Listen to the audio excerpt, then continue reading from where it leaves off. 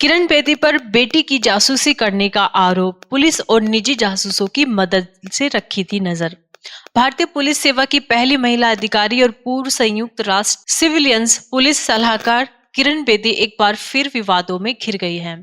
प्राप्त दस्तावेजों और ईमेल के अनुसार उन्होंने अपनी बेटी साइना बेदी और उसके साथी गोपाल सूरी की गतिविधियों पर नजर रखने के लिए दिल्ली पुलिस और एक निजी जासूसी एजेंसी की मदद ली थी।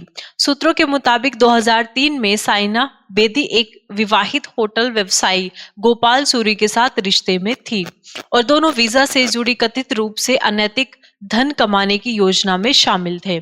इस योजना में किरण बेदी की सार्वजनिक प्रोफाइल का इस्तेमाल किया जा रहा था।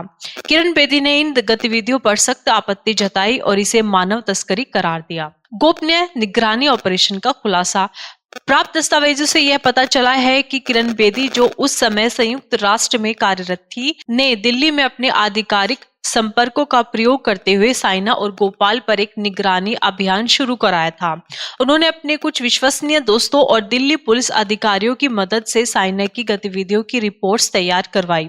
इस निगरानी में एक निजी जासूसी कंपनी को भी शामिल किया गया था, जिसने 20 से अधिक कैसेट टेप और 3 घंटे की रिकॉर्डिंग तैयार की थी। गोपनीयता का उल्लंघन और पुलिस शक्ति का दुरुपयोग। इस पूरे ऑपरेशन ने साइना बेदी और गोपाल सूरी की निजता का उल्लंघन किया। इतना ही नहीं, दिल्ली पुलिस के अधिकारी जो इस निगरानी अभियान में शामिल थे, उन्होंने दोनों के संदिग्ध वीजा कारोबार के खिलाफ कोई कानूनी कार्रवाई नहीं की। सबसे चौंकाने वाला तथ्य यह है कि इस निगरानी के दौरान एक ईमेल में 2003 में एक स्विस राजनयिक के यौन उत्पीड़न से जुड़े एक संभावित सुराग का जिक्र किया गया था, जिसे जांच अधिकारियों को नहीं सौंपा गया। विशेषज्ञों ने की रिकॉर्डिंग की पुष्टि। यूके स्थित गैर सरकारी संस्थान एशॉट ने निगरानी टेप का विश्लेषण किया और रिपोर्ट दी कि रिकॉर्डिंग असली और बिना संपादन की गई है। उनकी विस्तृत आवाज तुलना के बाद पुष्टि हुई कि रिकॉर्डिंग में साइना और गोपाल की ही आवाजें हैं। क्या शक्ति का हुआ दुरुपयोग? इस पूरे मामले में कई सवाल खड़े कर दिए हैं। क्या एक वरिष्ठ पुलिस अधिकारी जो अपने निजी मामलों को निपटाने के लिए पुलिस बल का उपयोग करने की अनुमति दी जानी चाहिए?